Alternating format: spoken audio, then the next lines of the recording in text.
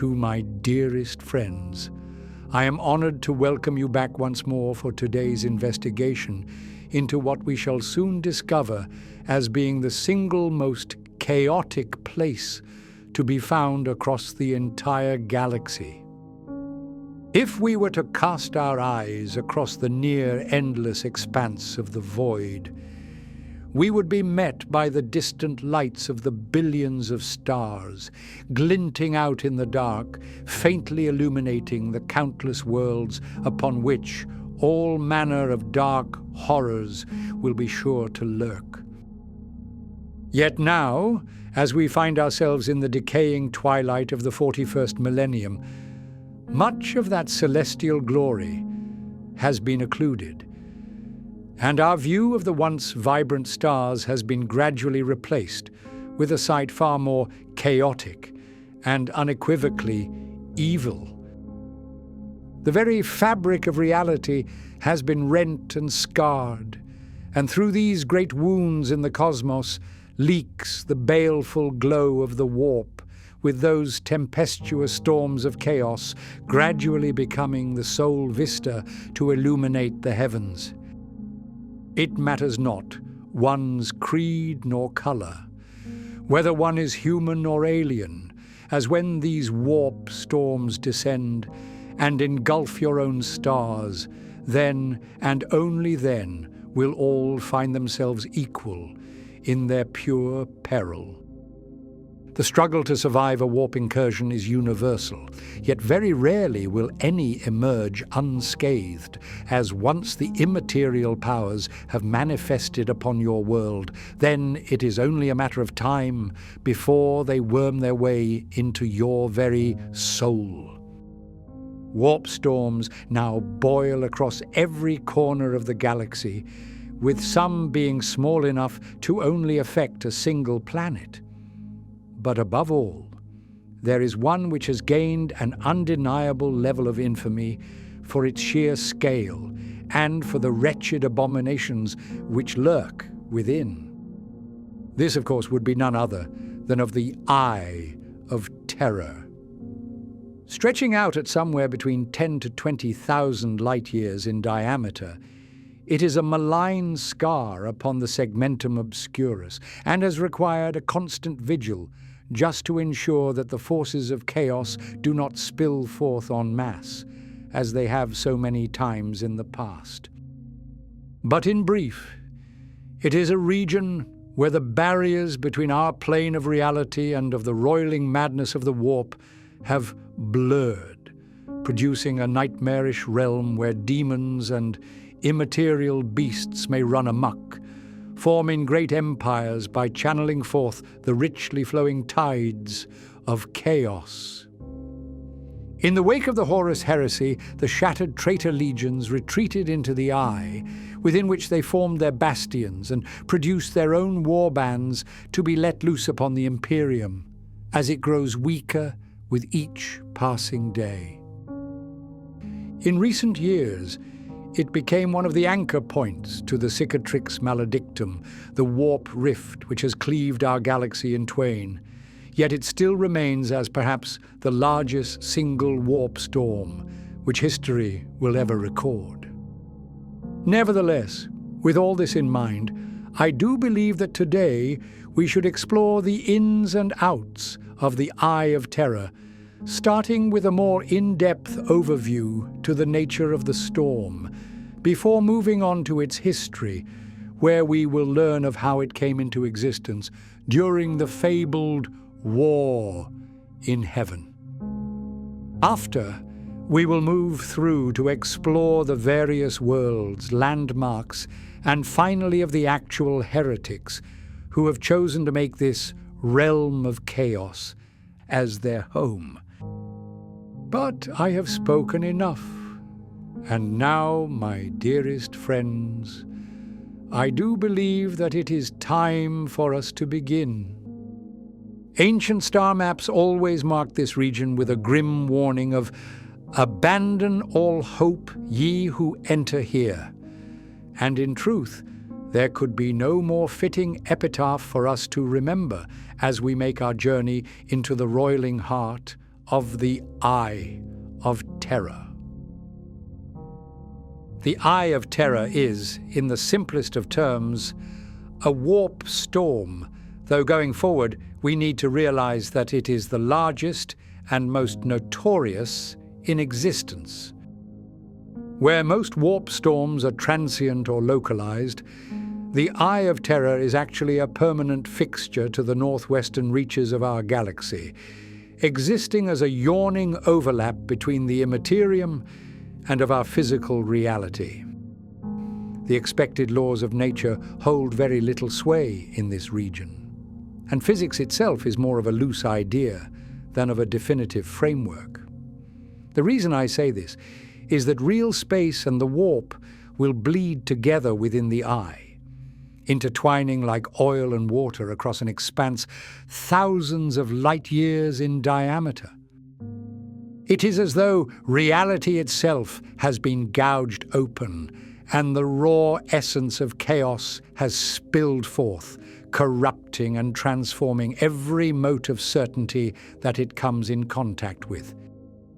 Planets and stars still exist within the eye's boundaries, but they are forever changed and have long been tainted into bizarre and ever more unholy forms.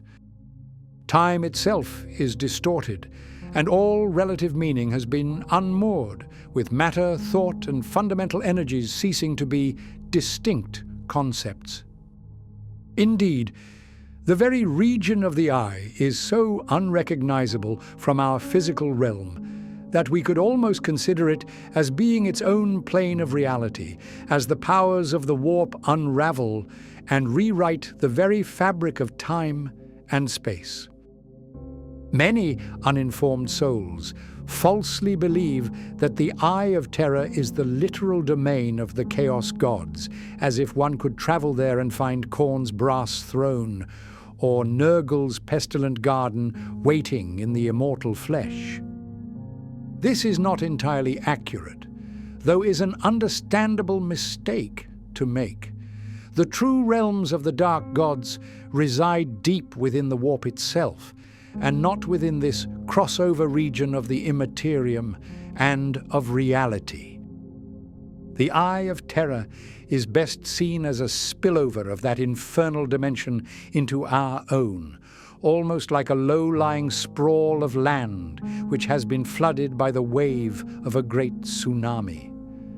Though yes, the land may be submerged and irrevocably changed by the incursion of the sea, but it is not the sea itself. In the eye, the ocean of chaos has overwhelmed a segment of our galaxy, drowning it in unreality. The result is a roiling, churning maelstrom of chaotic energy, a place where the veil is so thin that one can take a step from reality and end up in the madness of the warp without needing any heretical device nor forbidden incantation.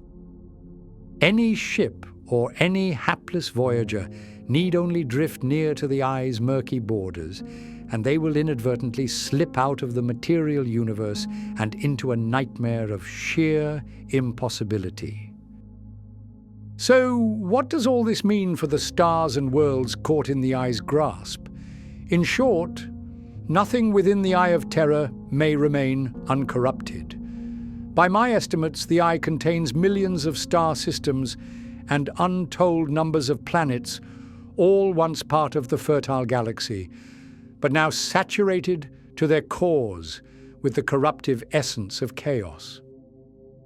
The very stars themselves are said to weep with immaterial energies, their light shining with sickly colors never before seen in a healthy sun.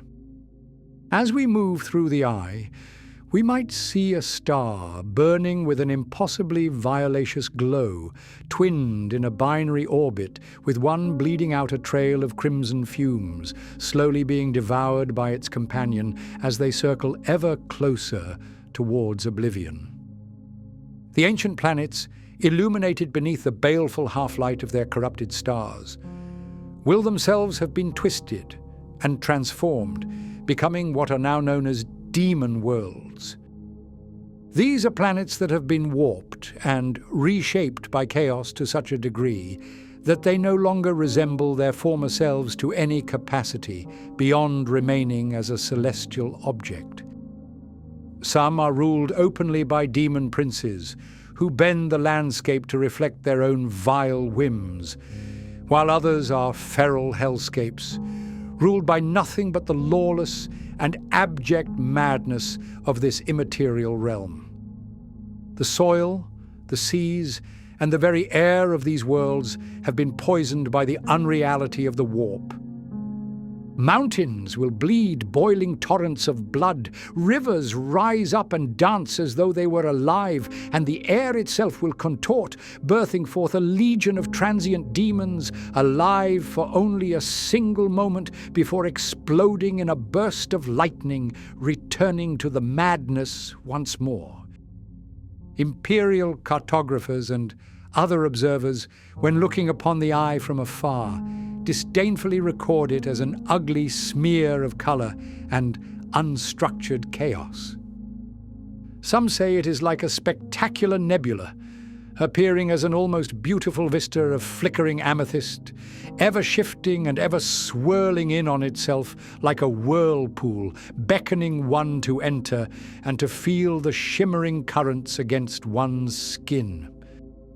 These people, of course, have gazed into the storm long enough for it to gaze back, and they have unknowingly tasted in the sweet temptations of chaos, a crime which warrants only one possible sentence: death. I mentioned that time itself may unravel when you travel within the eye, and in truth it is impossible to predict just how time will behave for you if you ever enter into that infernal maelstrom. It might slow to a crawl, or race forward in a blur, with concurrent timelines crashing into one another as you see yourself taking several possible actions, each more heinous and diabolical than the last. Physical distances are also incredibly inconsistent. You might glimpse a tiny planet in the far-off void, but then, after a single blink, it will loom over the skyline, casting you beneath its oppressive shadow.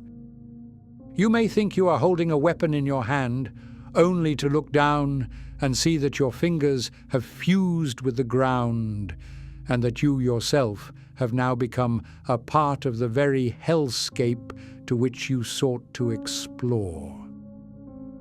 Despite what one may think, this realm is not entirely devoid of purpose, nor of life, and in fact the Eye of Terror has actually become the single greatest haven and staging ground for the forces of chaos in the galaxy.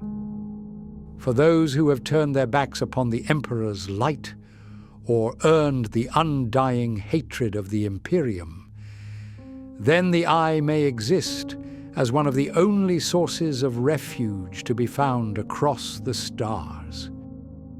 Of course, demons also frolic in this maddening maelstrom, since the permanent warp storm will allow them to easily anchor themselves into the realm of corrupted reality.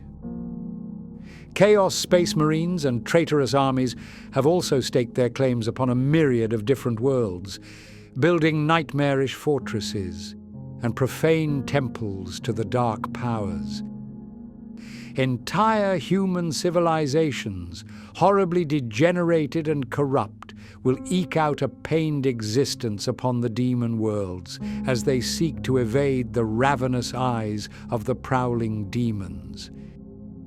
The farther one ventures towards the Eye's center, the more intense and bizarre the surrounding conditions will become. The outermost edges of the Eye are already lethally maddening, but deeper lies a realm of inescapable insanity. Near the very core of the warp storm, reality has been completely supplanted by the immaterium, and in fact, at the Eye's heart, we will find a gaping reach which is formed of pure chaos, and this region is known as the Bissos. To be quite clear, this is not a place where the warp and reality overlap, and rather, It is one of the only known places in the galaxy where reality has been entirely swept away, leaving only the pure energies of the warp in its place. It is perhaps the closest thing we have thus far discovered to a direct portal to the realm of the Chaos Gods. But it is known to eternally spew out a wave of raw, immaterial power, almost as if it was a singularity of chaos itself. Maybe this was the ground zero to the Old One's doomsday weapon, launched during the war in heaven. Maybe instead it is the still gaping birth canal of Slaanesh. Maybe it is the source to all of the chaos in the galaxy, rapidly gushing out like the head of a great river. We truly cannot say, as none will ever be able to study it in great detail without immediately succumbing to madness. But now that we understand a little more about what the Eye is, it brings us nicely to our next topic, where we must ask ourselves as to how the Eye of Terror actually came into being. The Eye of Terror, though now a permanent landmark within our galaxy, has not always existed as a chaotic blotch upon the void. For us, it may indeed loom down, but we must realize that there was in fact a time when this region of space was actually rather unremarkable and was entirely free from the malign taint of the warp. It may be something of a misconception that the Eye has existed since time immemorial, or that it is some naturally occurring cosmic phenomenon like a nebula. In truth, however, the Eye of Terror was created, and it is a scar left upon the galaxy from an ancient wound, inflicted during a truly bygone age. To trace its origins, we must journey back over 60 million years in the past, to a near-mythic era, when the Necrons still walked as beings of flesh, and when the cosmos was embroiled in a conflict known as the War in Heaven. According to the most esoteric of Xenos lore, this cataclysmic war was fought between the psychic Old Ones and the Necrontyr, who were pitted against one another in a battle to seize total dominion over the galaxy. The actual chronology of this conflict has been blurred over time, but we do know that at some point the Necrontyr shed their biological flesh and ascended as the cybernetic Necrons, a decision which damned their species to an existence bereft of a mortal soul. Nevertheless, the two rival factions were each at their technological zenith, capable of levying weapons and powers that defied all logical comprehension. The Old Ones, masters of the warp gates and cosmic engineering, are believed to have deployed what may have been the most destructive weapon ever launched in galactic history in their desperate attempt at halting the Necron advance. This doomsday attack tore reality asunder and carved a gaping wound in real space, exposing the immaterial dimension of the warp to our material plane for the first time ever. We do not know the true rationale behind launching this strike. Perhaps it was meant to unleash warp-spawned entities against their foes, but perhaps the rift was entirely unintentional. Maybe the wound in reality was just an accidental side effect of the psychic upheaval caused by the unparalleled powers launched by the Old Ones' psionics. We must also remember that it was around this time that the Old Ones accelerated the growth of the psychic Eldari, and thus the creation of a psychic species might have sent a wave through the warp, which crashed against reality, finally exposing the two dimensions at this single point. But whatever the cause, the immaterial rift had opened in the material plane, and though it did not yet have a name, in time this nascent storm would be known as the Eye of Terror. If opened intentionally, then the Old One's ploy clearly failed, as they went on to lose the war in heaven, vanishing from our galaxy as the Necrons were left to rule supreme. But as the dynasties moved to purge the stars of the Catan, they also turned their attentions to the storm and rapidly moved to close it by establishing a series of pylons built out of blackstone, which is a material that can nullify the energies of the warp. Thus, the young eye was bound shut, though the Necrons soon retreated into their tomb worlds, leaving the galaxy to then be colonized by the surviving Eldari. Over the following age, the Eldari apogee was achieved, and their kind were able to bask in the glory of their ascendant civilization, needing not work nor labor beneath the midday's scorching sun. Yet from this lack of effort came decadence and debauchery. Unknowingly, the indulgent energies of their deeds were coalescing within the warp, first manifesting as a mote of ecstasy, which itself blossomed into an entity of unimaginable power. And so it was that during the 30th millennium, that Slaanesh, god of chaos, and prince of pleasure was born, and from their birth came the death of the Eldari Empire. The shockwave of Slaanesh's birth was so vast that it tore at the seams of creation, and the long-healed scar of the ancient rift was ripped open once more. In an instant, the Empyrean exploded through, puncturing the material plane once more, and the ancient Eye of Terror opened for the first time since that bygone age, staring out into a galaxy ignorant to the true dangers of the Chaos Gods. In the aftermath of the catastrophe, the galaxy was forever changed. The Eldari species was shattered and their empire destroyed. The newborn Slaanesh carved out their own realm within the warp, and in the material realm there now yawned a zone of utter chaos, a storm that would never cease, a region that would soon become a haven for all that lusted after the gifts of the ruinous powers. In time, the fledgling empire of mankind would discover the storm, which they initially named in early star charts as Cygnus X1, thinking it as perhaps a distant cluster of black holes producing strange and anomalous readings in their sensory probes. But it wasn't until the days of the Great Crusade that humanity first realized what it truly was, as an open maw containing the vast powers of a dimension far beyond our own. Legends say that it was Perturabo, primarch of the Iron Warriors, who first named this storm as the Eye of Terror, and in truth, the name was most fitting, as this was indeed a baleful eye open to the void, glaring out with chaos unrestrained. But as the Horus Heresy came and went, the shattered traitor legions, left with no place to find refuge, retreated into that roiling maelstrom, with each warband claiming their own demonic worlds to become their new home. The Imperium, of course, could not ignore such a threat.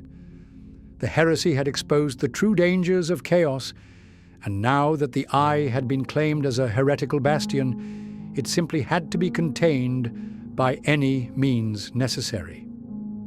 Thus, the planet of Cadia, found on the outskirts of the Eye, was transformed into a fortress world, with the surrounding region to be built up into the so-called Cadian Gate. The Imperials here were to repel any chaotic raids from the Eye, lest they violate the sanctity of the Imperium, a task which they performed admirably, despite being forced to contend with the many Black Crusades of Abaddon. Yet, the Despoiler launched his 13th Black Crusade during the closing years of the 41st millennium, and during the conflict, he crashed a blackstone fortress into the planet's surface, finally cracking and destroying Cadia for good. Following its destruction, the Eye of Terror shuddered and vomited forth the great rift which carved our galaxy in twain, separating the Imperium into two halves, one illuminated by the Astronomicon upon Terra, and one cloaked in the darkness of the void. But nevertheless, this now brings us to the current day, where the Eye is larger than it has ever been, and where the dangers within are more than willing to emerge en masse, to carve apart the galaxy and to spill blood, all in the name of the dark gods. Now that we understand its history a little more, we should turn our attention to the daunting task of describing the Eye in its current state. How does one even begin to map a realm of pure insanity, a place of paradoxical madness? To speak of mapping, the Eye of Terror is truly an exercise in futility, and yet map it we must, if only to convey some notion of its ever-shifting structure and to give some context to the lives of those who dwell within. To be very clear, the geography of the Eye is in a constant state of flux and is truly impossible to pin down. Anyone who attempts to sell you an accurate map of the Eye is a charlatan, for there can be no guarantees as to where any landmark or world is to reside, even if one has just seen it with their own eyes. Unlike a normal region of space where stars and planets follow predictable orbits, the Eye's contents drift and change along the capricious tides of the immaterium. Nevertheless, there are certain consistent features and zones we can describe, if we view the Eye in layers, like an onion, as some would say, from the outside in. Approaching the Eye of Terror, one first encounters an expanding halo of anomalous activity long before reaching the storm in all of its true glory. For thousands of light years around the Eye, the influence of chaos will be clear to see, as in fact the Inquisition has revealed that chaotic cults and generally disturbing activities are far more likely to occur within Segmentum Obscurus than of anywhere else across the galaxy. As a ship ventures closer, strange phenomena will begin to plague the unsettled crew. Navigational readings fluctuate wildly as the Eye has stained this region of reality, causing ghostly apparitions to manifest, recorded by sensory equipment as anomalous horrors, screaming out echoes of an end soon to come.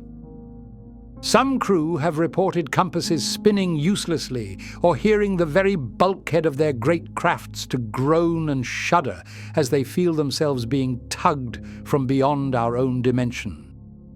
Indeed, prudent Imperial admirals will avoid the Eye's vicinity by a wide berth, unless, of course, their voyage is absolutely necessary. Ships veering too close may find themselves suddenly thrown off course or sucked into a turbulent stream, redirecting their vessel and sending them hurtling towards the Eye and to their certain doom. There are even rare tales of ships nearing the Eye being caught in temporal whirlpools, which are eddies of time itself, trapping the vessel in a localized rift from which escape is simply impossible. Some crews have encountered regions of space where time runs in strange loops or becomes sticky, with individual moments suddenly stretching out into brief eternities, only to snap back, with the temporal recoil causing them to age many years over the following few seconds. But as we move closer in, we will find that the Eye's immediate perimeter is occluded by a tumultuous wall of warp storms, which seem to demark a clear boundary between the tainted and untainted space. This barrier is not uniform in any way, and the tempests vary in size and scale, resulting in some areas being impenetrably dense and others being relatively calm, perhaps calm enough to breach and explore.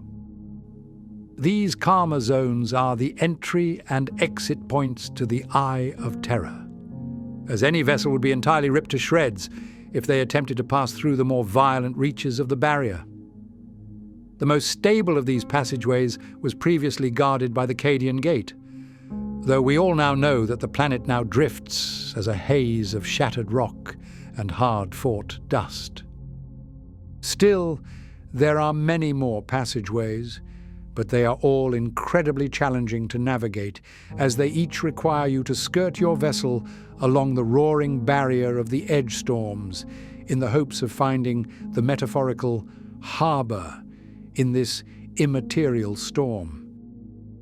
Once one does slip past the barrier of the outer storm, whether through a gateway or sheer reckless fortune, then they will have entered into the true hellscape of the Eye of Terror, and into a realm where all bets are truly off.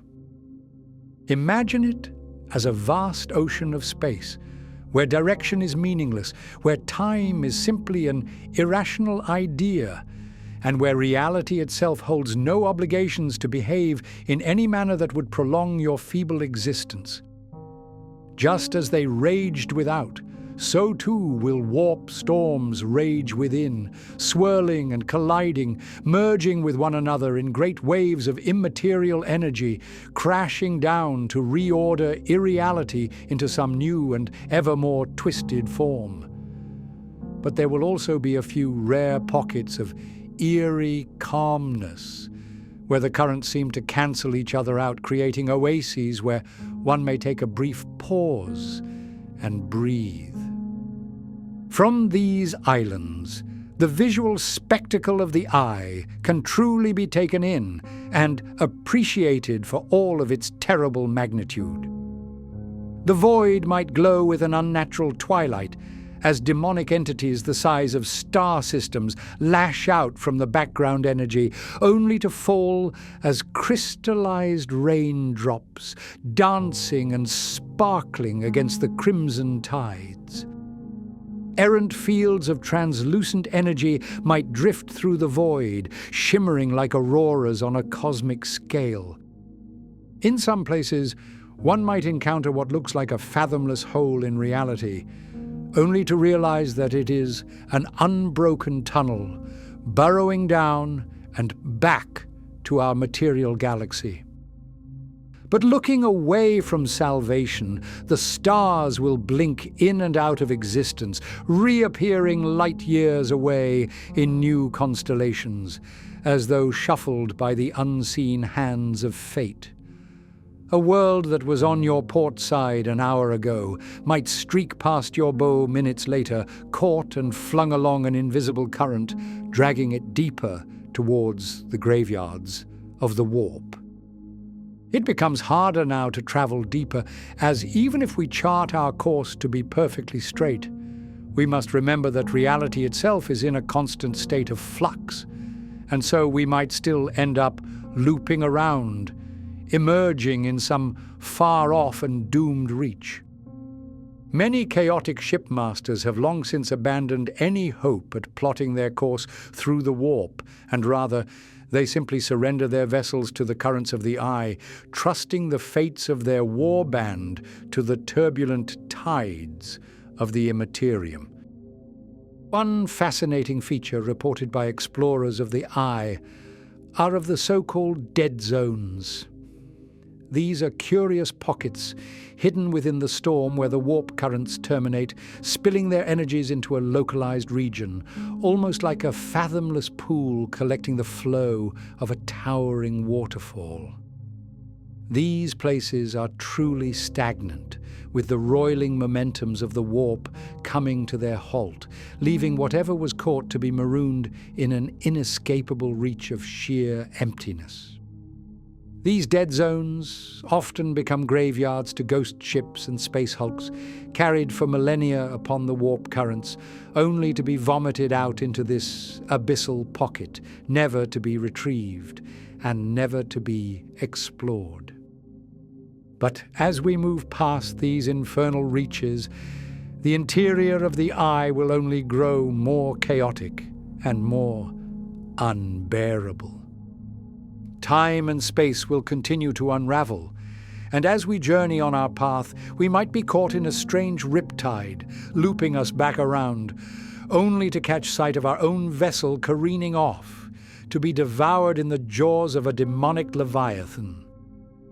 The time shifts are sometimes attributed as the reasons behind the exceedingly long lifespans of the Chaos Marines, as many of the traitor forces were alive to witness the Siege of Terra, which occurred roughly 10,000 years in the past.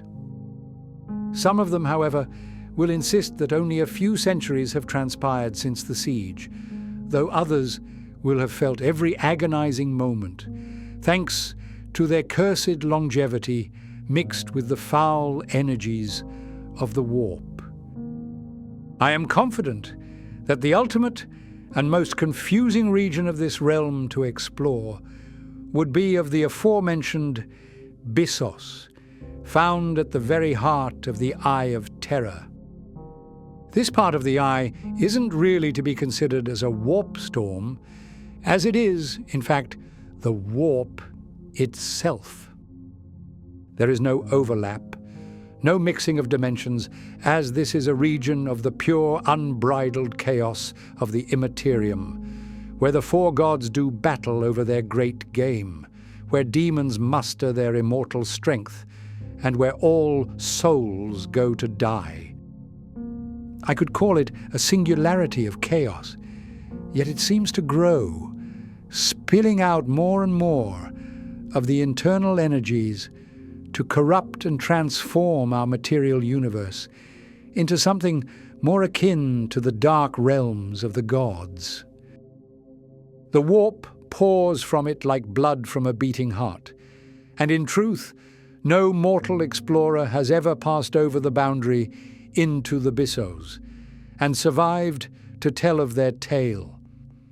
Some esoteric texts describe it as a roaring wellspring of multicolored light, or as a pit of abyssal darkness, pulsing and radiating with a feeling of unbridled doom.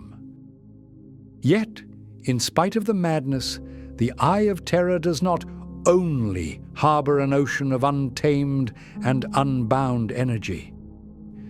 Despite the challenges in mapping out the eye, and despite my claim that only a charlatan would shill you their maps, we have encountered a series of landmarks, which we should certainly visit before bringing our journey to a close. Even within the swirling insanity of the eye, certain places do in fact stand out as landmarks, which to us might be quite interesting to explore. Charting their exact location is futile, but we can easily describe their nature and of their significance to the landscape of the warp. Before we embark on this guided tour, let it be known that attempting to actually visit any of these attractions without the protection of a Geller field would almost certainly lead you towards a fate worse than death. But still, there are some thrills that are more than worth the risk. As I mentioned, most planets within the eye are now demon worlds, meaning that they have been corrupted and transformed by the energies of chaos, mutating them into disgusting new forms, all to the whims of the demon who now calls himself as Lord to this realm. But as we approach one such planet, from the outside it will initially appear invisible, for it has been shrouded by the immaterial phenomenon of the curtains of Slaanesh. Suspended in the void, these are a colossal, diaphanous pair of curtains, formed of a shimmering field of impossible color, billowing gently as they are caught on the winds of the warp. But suddenly, the shrouded region is exposed, as though the hands of a billion ghosts reached out, parting the ethereal veil, revealing a series of debauched worlds within, ruled over by the scions of Slaanesh, who seek pleasure and ecstasy above all else. Avoiding their tantalizingly rousing siren song, we chart our vessel onwards, only to be met with a far more fetid vista, discovering a great swathe of the eye where space itself seems to be drowning in a pestilent bog of filth. Dense, suppurating fogs roll in, swirling in greenish browns, swallowing up entire planets, dragging them downwards into the festering quagmires of Nurgle's celestial swamp. Legends say that in such sickening regions that we will find the legendary Plague Planet. This world, once known to the Eldari as Elia Thada, was claimed by the fallen Primarch Mortarion, who reshaped the Garden Planet into a veritable locus of malignance, and it is now the home to the pestilent Death Guard, who rot and fester beneath rancid skies and mouldering clouds. Cleansing our senses and moving swiftly on, we will see the constellations shift once again, with clusters of stars rearranging themselves, spelling out our fates should we linger for too long in this accursed hell. But with this talk of destiny, we would be remiss to not visit one of the so-called crone worlds. These are the former planets of the Eldari Empire, which have now been entirely corrupted by the demons of the warp, though Slaanesh has paid particular heed to violating their pristine grounds, simply to indulge in the pleasures of destroying an entire civilization. The crone worlds, though entirely unrecognizable from their heyday, still harbor a great many treasures from the old empire, including spirit stones and arcane pieces of technology whose methods of production have long been lost. Thus, Eldari outcasts, harlequins, and rangers will often set out on daring ventures into the heart of the Eye to recover such artifacts, bringing them back to their craft-world homes so as to preserve some aspect of their people's fallen history. The most daring of rogue traders are also rumored to plunder the old crone worlds, but this is an incredibly dangerous task for a noble Eldari, let alone an apish human, to complete, as the chances of escaping from the depths of the warp with any loot, and your soul intact, are next to zero. Interestingly, we might find a few ancient webway portals upon the crone worlds, but do not be so foolish as to think that they will lead you to anywhere but a hellish grave. The segments of the webway connected by these gates have been severed from the labyrinthine dimension, as they are utterly overrun with demonic beasts, and so they are to be avoided under all circumstances. But travelling onwards, we will encounter many more demonic planets, including Medringard, world of bitter iron, and home to Perturabo, ascendant demon primarch to the fallen legion of the Iron Warriors. The Hell Forges stretch out endlessly, churning out weapons and siege engines formed by painfully binding an unwilling demon into the heart of some nightmarish abomination of warp-fashioned steel. For a time, we would have been able to find Sortarius, the planet of sorcerers and homeworld to Magnus and his 1,000 sons. In recent years, however, the servants of Tzeentch were able to channel a great ritual which transported the demon world back into real space, positioning it first within the system of Fenris, and then later within the orbit of the Prospero system. The Word-bearers, who arguably sparked the Horus heresy and therefore the downfall of all mankind, have also claimed their own home within the Eye, being of a world known as Sicarus. The planet has been reformed, with great chaotic cathedrals and unholy churches sprouting forth from the blasted ground to kiss the blood-stained heavens as countless slaves toil in the eternal gloom to construct ever more blasphemous monuments in the name of the dark gods. These worlds all boast prodigious populations, climbing into the tens, if not hundreds of millions, though they are mostly made up of slaves and cultists who falsely hope that through their servitude to the Chaos Marines that they will earn some mote of power. Drakasi, for instance, is home to a bustling populace who are all devoted to the worship of the blood god Khorne. The land masses are all bordered by a boiling sea of blood, but upon the continents, every denizen will at some point take part in the brutal gladiatorial games, which honor the martial might of their patron god. Interestingly, one of these continents is home to a colossal crystal, which resonates out with booming songs dedicated to the glorious art of war. In any case, the various Chaos Marines, heretics, beastmen, demons, and Amazonian huntresses will participate in Khorne's great colosseums by battling one another in honorable duels or chaotic brawls just to get the blood flowing and the skulls cracking. If we were to move back towards the border of the eye, we would find a rather curious demon world known as Sublime, which acts as something of a neutral port within this realm of nightmares. The entire planet is frozen in a temporal anomaly, preserving it in the moment of its total destruction by an errant warp storm, though this suspended fate has not prevented it from being colonized and settled by the renegades and heretics of the galaxy. Quite strangely, this planet has become known far and wide as being a safe haven for pirates, scoundrels, and other such miscreants, who are opposed to the general law and order of the galaxy, yet have not sold their souls to the darker powers found deeper within the eye.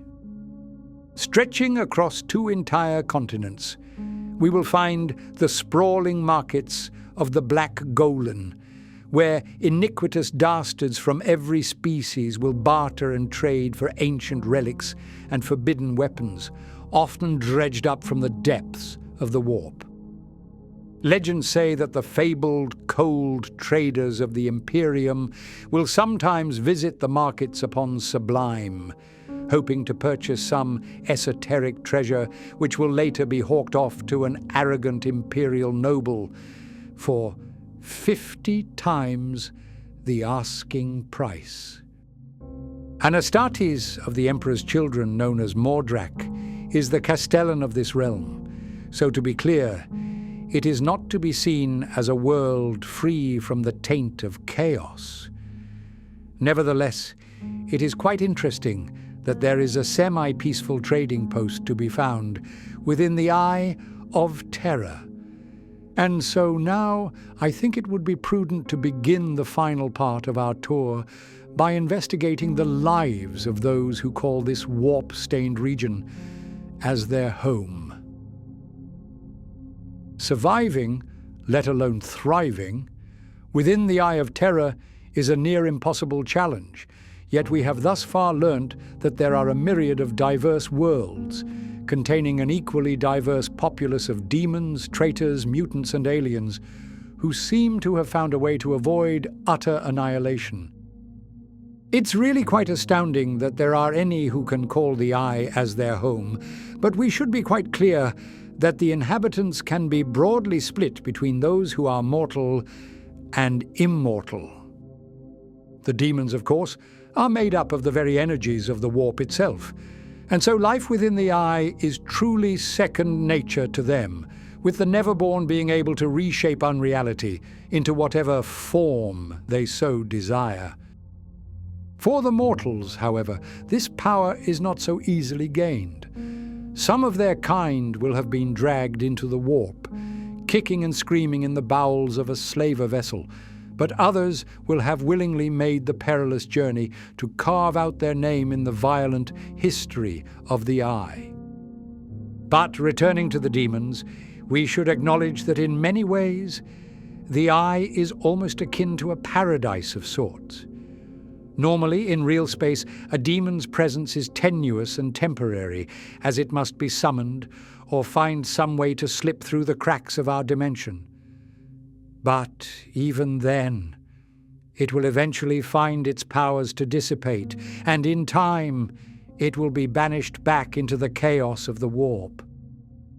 But inside the Eye, the barriers between realities have become so intermixed that the demons can roam freely and indefinitely. Many powerful demons have claimed entire worlds as their own personal domains, as it is the easiest way for them to forge their own hellish empire outside of the ever-shifting madness of the true warp. But here, they can anchor themselves in quasi-reality and play at being gods and kings in a way which is not easily attained when in the wider and safer reaches of the galaxy. A bloodthirster might rearrange a world into an eternal battleground, and in fact Khorne himself was known to have done this for one planet, when it was invaded by the orc war boss known as Tuska, the Demon Killer.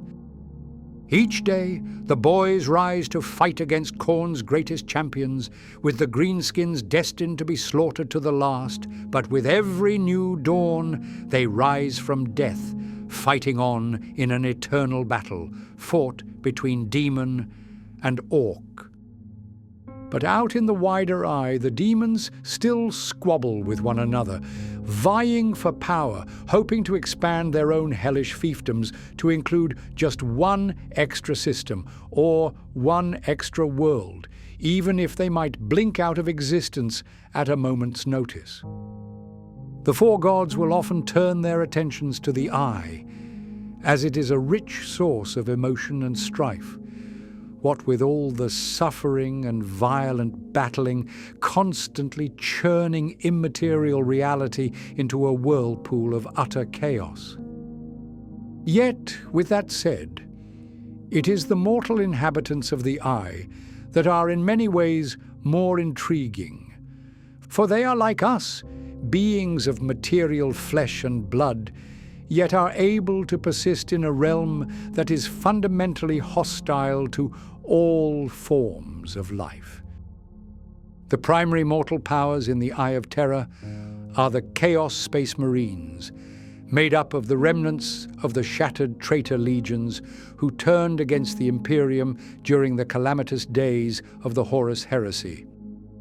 These are the veterans of the Long War, some of whom are known to have fought upon Terra itself during its climactic siege, but all are pledged towards bringing about the downfall of the Imperium and the destruction of the false emperor.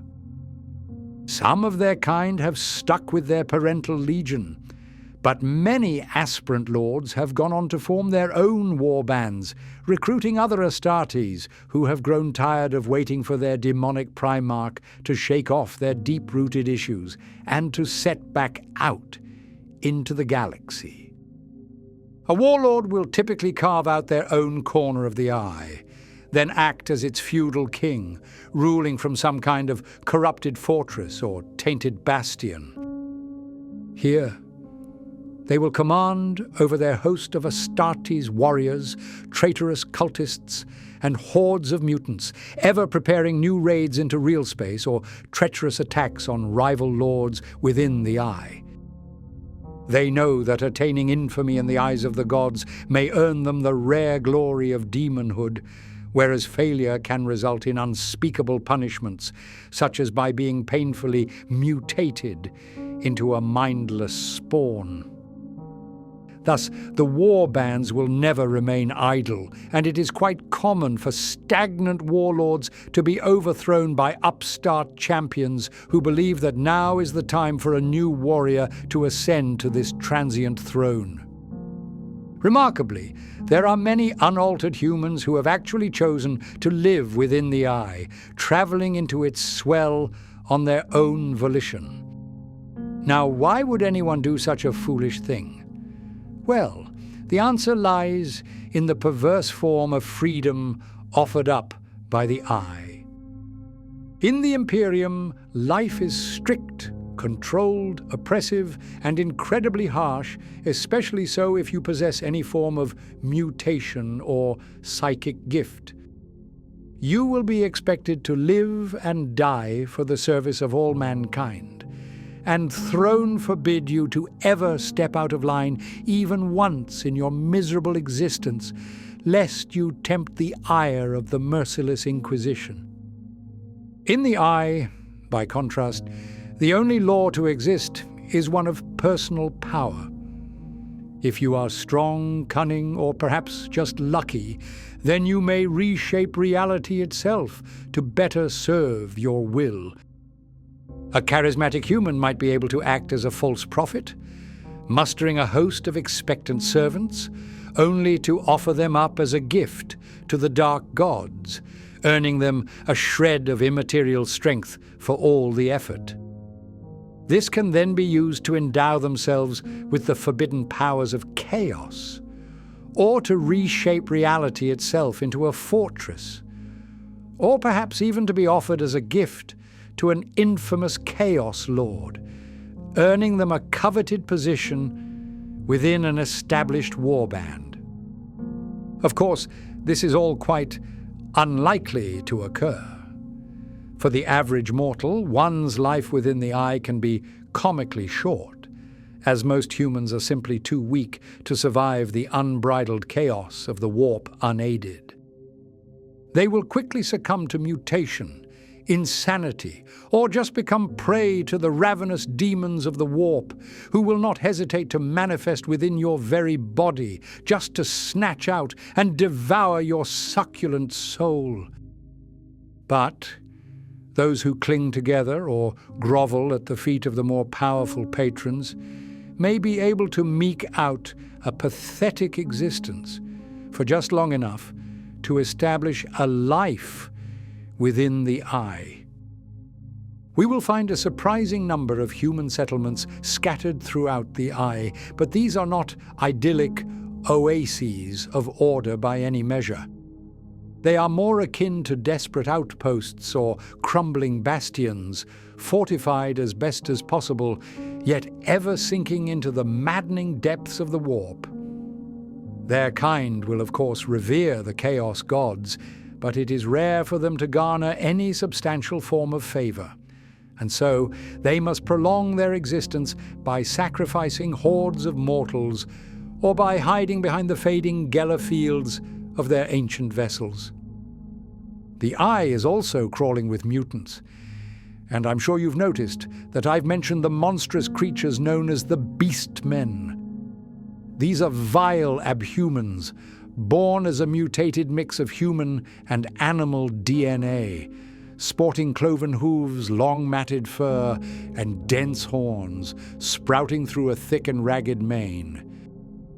It is important to note that the Beastmen are actually permitted to live within the Imperium, though they face a heavy degree of discrimination due to their inherent mutations, and so are often forced to work as slave laborers, or to fight and die in units of meat shields.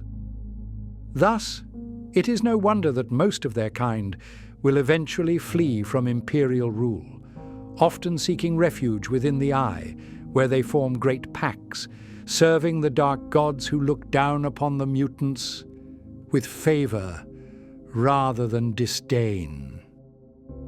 There are countless worlds within the eye that are inhabited by a vast array of mortal species, many of them being free from the direct rule of the traitor legions. Imagine for a moment lost frontier worlds controlled by primitive mutant tribes who fend off demonic incursions each night so as to earn the freedom of the morning sun.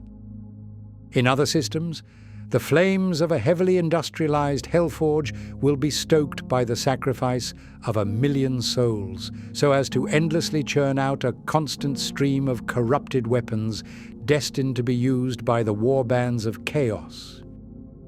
Abandoned crone worlds, forgotten for a fathomless age, might only be visited briefly by a cabal of the Drukhari, collecting up the treasures from their old empire to be gifted to an Archon as a sign of great honor.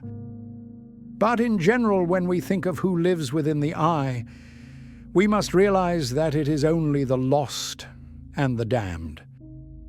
Over time, nothing within the Eye may remain the same.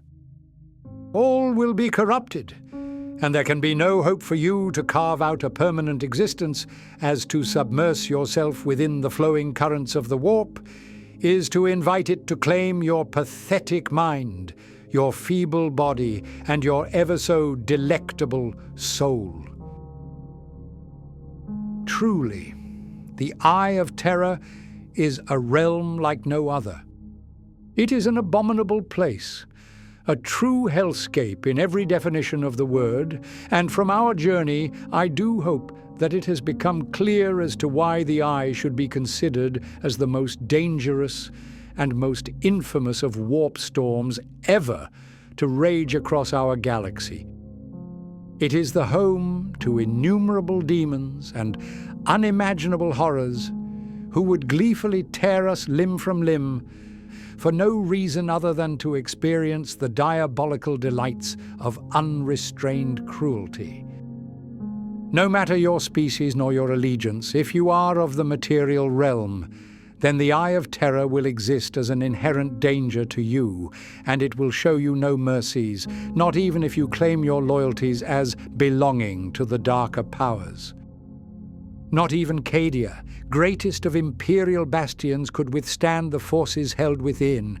And if the planet itself was forced to break, then what hope could you possibly have of somehow surviving in this eternal plane of hell? But with this, my dearest friends, I do believe that we have now come to our end. Thank you all so much for listening to this tour through the nightmare of the Eye of Terror, and I do hope that you enjoyed our little stint in the warp.